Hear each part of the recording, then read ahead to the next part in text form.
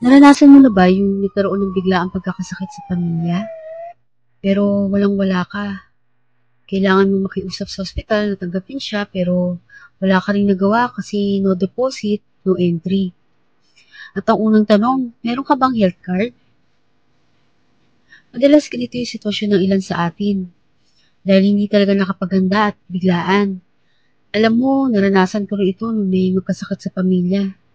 Ang hirap. Minsan hindi mo alam kung saan ka tatakbo para humingi ng tulong. At kapag ganito ang sitwasyon, madalas sa utang tayo na uuwi. Ito yung nagiging takbuhan kapag may sakit sa pamilya natin. Utang sa kamag-anak, sa kaibigan, o kakilala, o kahit sino pang kilala mo man nagpapautang. Paano din kung sa panahon na yun, gaya mo, walang-wala din sila. Ang worst na pwedeng mangyari ay maisanla o maibenta natin ang ating investment na matagal natin pinaghirapan at naipundar mula sa ilang taon nating pagtatrabaho. Pwede natin ito maibenta sa mas mababang halaga kasi kailangan mo isalba ang buhay ng mahal natin. Mahirap at masakit maranasan ng mga ganitong senaryo sa tuwing magkakaroon ng pagkakasakit sa pamilya. Diba minsan tinitiis na lang natin yung sakit, Vicks o Biogesic lang okay na. Hindi na lang tayo magpapagamot kasi natatakot tayo. Hindi dahil sa anumang sakit natin, kundi takot tayo sa laki ng gastos. Check up pa lang, kulang na kulang na. Paano pa kapag kailanganing ma-admit tayo sa ospital? Handa ba tayo? Paano ang pamilya natin? Kaya naman yan ang topic ng video natin ngayon. Paano nga ba tayo maghahanda? Mahalaga na malaman natin ito. Kaya stay ka lang at manood hanggang dulo ha. Let's go!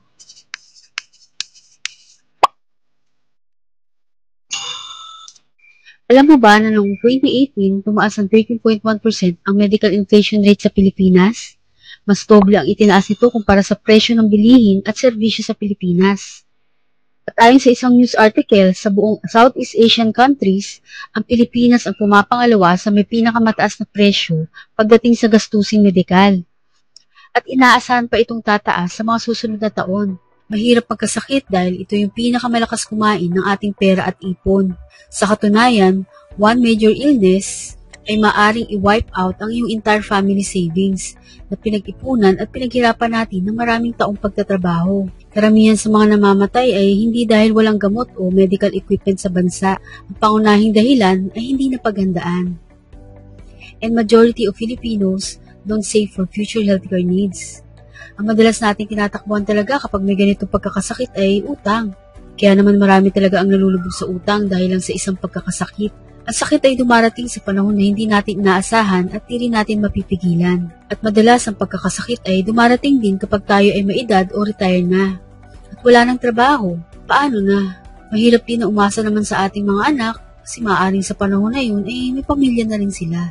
Hindi rin natin mapipigilan ang ating pagtanda. Madaragdagan ang ating edad at darating talaga yung panahon na hihinto tayo sa pagtatrabaho. Pero ang lahat ng ito ay pwede naman natin paghandaan. Habang bata tayo at malakas, kailangan magawa na natin ito. Importante kasi na nakakapag-save at invest tayo para sa ating future healthcare needs. Para kung sakali na ikaw ay magkasakit at kailanganin mo hospital, di mamumblema ang ating pamilya. Gaya na lang nung nangyari sa amin. Ayokong danasin ng mga anak ko yung mahirapan sila na hihingi ng tulong kung saan-saan kapag ako naman yung biglaang magkasakit. O kaya mahirapan sila sa pag-aalaga sa akin kapag retired na rin ako at hindi na nagtatrabaho. Kaya mahalaga na mag-invest tayo sa healthcare. It will protect your investment, family, and will save you. Healthcare is an investment and not an expense. Ang sabi nga ni Jack Ma, you will not turn bankrupt because of buying insurance. But you will cause your loved ones to turn bankrupt if you don't. Kaya naman dapat nag-i-invest na tayo while we are young and healthy.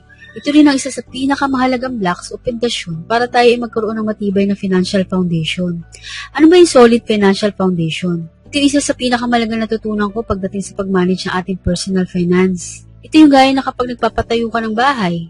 Diba gusto natin sa ating bahay ay matibay? Ganun din sa ating financial house. Dapat ito ay matibay at para maging matibay ito, may mahalagang blocks o pundasyon ito. Ang natutunan kong pinakamahalagang pundasyon ng ating financial house ay unang-una ang healthcare. Bakit nga ba healthcare? Dapat meron tayong healthcare kasi as a breadwinner o nagpo-provide para sa ating pamilya, ito yung poprotekta sa ating health para patuloy pa natin silang maalagaan.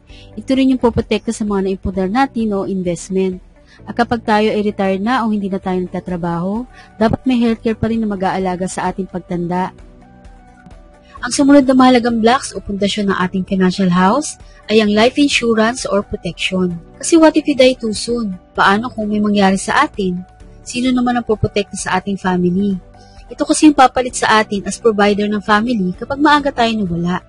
Ang susunod na block ay to eliminate debts. Dapat unti-unti na rin natin inaalis o binabayaran ng ating mga debt o pagkakautang. Kasi kumbaga sa bahay, ito yung anay na kumakain sa pundasyon ng ating financial house. Kung malaki yung ating utang at di nababayaran, may hirapan tayong mapatibay ito. Kasi patuloy lang niyang kakainin ng ipon natin dahil sa laki ng interest nito. Ang pang-apat na blocks ay ang emergency fund. Ito rin ang poprotekta sa ating investment kasi hindi mo kakailanganin galawin ang investment mo kapag may dumating na emergency or yung put and take na tinatawag. Hindi kasi lalagong investment natin kapag lagi itong wini-withdraw sa tuwing kailangan natin ng pera para sa emergency. At kapag may naitabi tayo para sa emergency, di mo rin kakailanganing mangutang.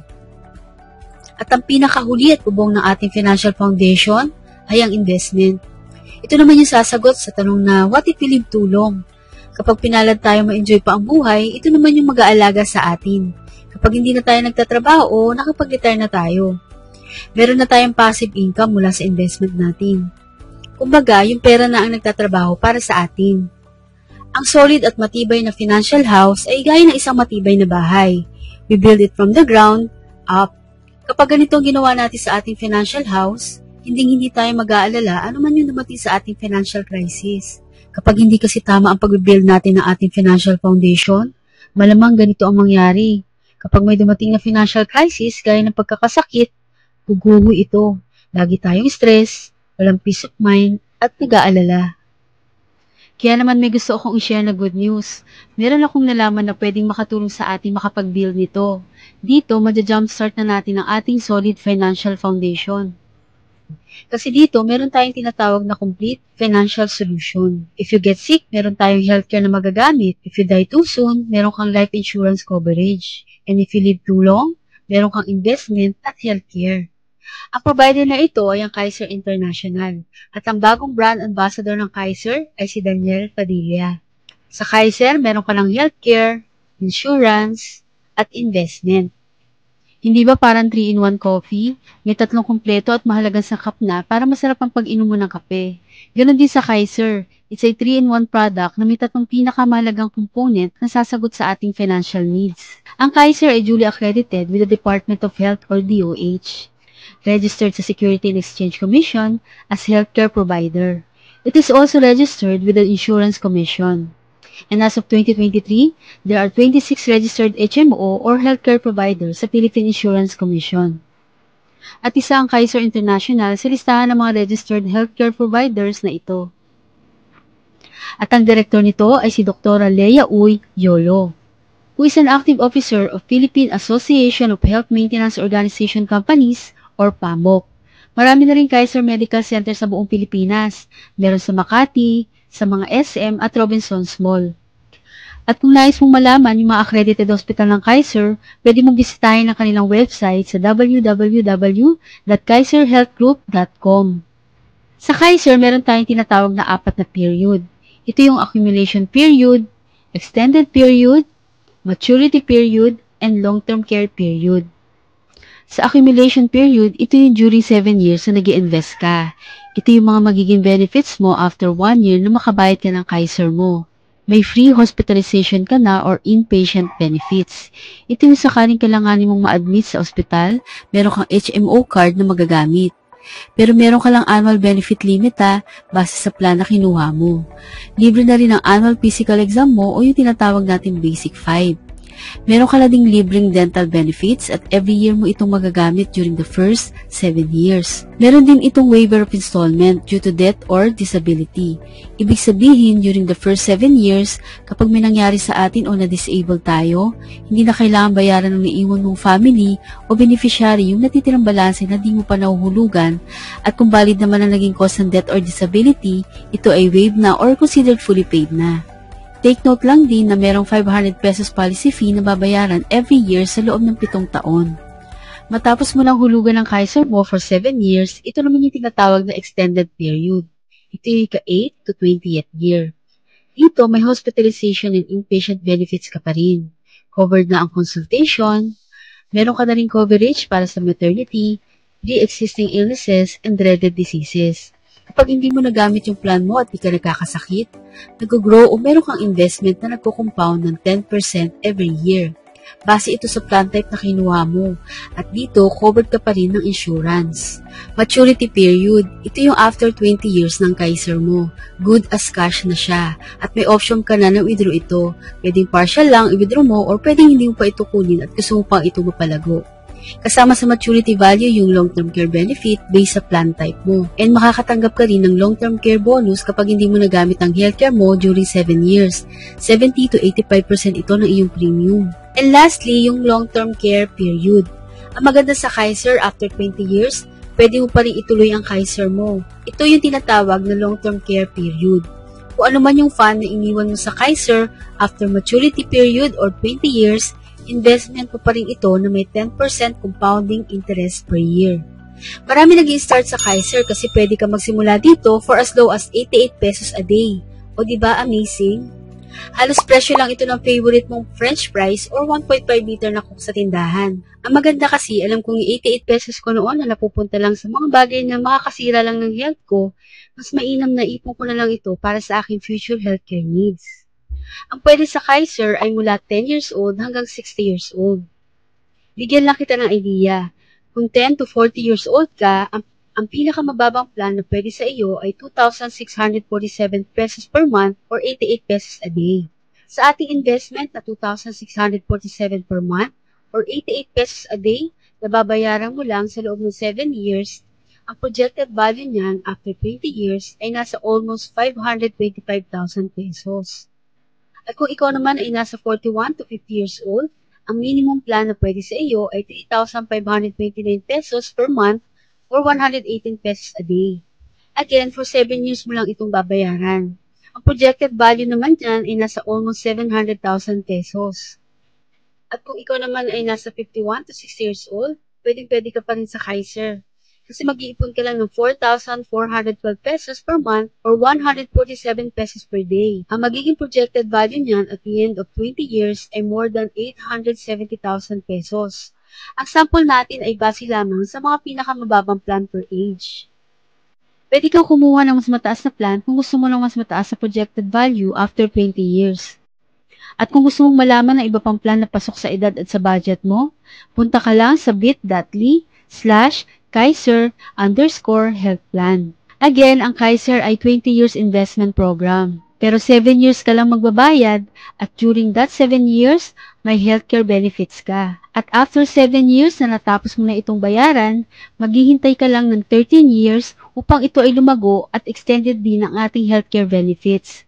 Sakali magkasakit ka at ma-ospital, ay may healthcare coverage ka pa rin. At 20 years kang covered ng insurance. At ang maganda kapag hindi mo nagamit yung healthcare benefits, ibabalik sa iyo yung 70% to 85% ng binayaran mong premium plus yung interest na kinikita nito.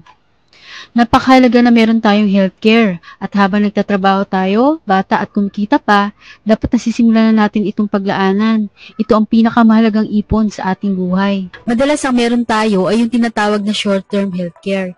Ito yung in-avail natin o yung benefit natin sa ating employer at nagagamit natin habang tayo ay employee sa ating kumpanyang pinapasukan. Pero kapag tayo ay nawala na o retired na sa ating employer o kumpanyang pinapasukan, nawawala na rin ang ating healthcare coverage. Hindi na natin ito madadala. Kaya maganda na meron tayong Kaiser bilang paghahanda kapag dumating na yung panahon na wala na tayo sa ating trabaho. At ito rin yung mga dapat nating checklist kapag tayo ay kumukuha ng isang good healthcare.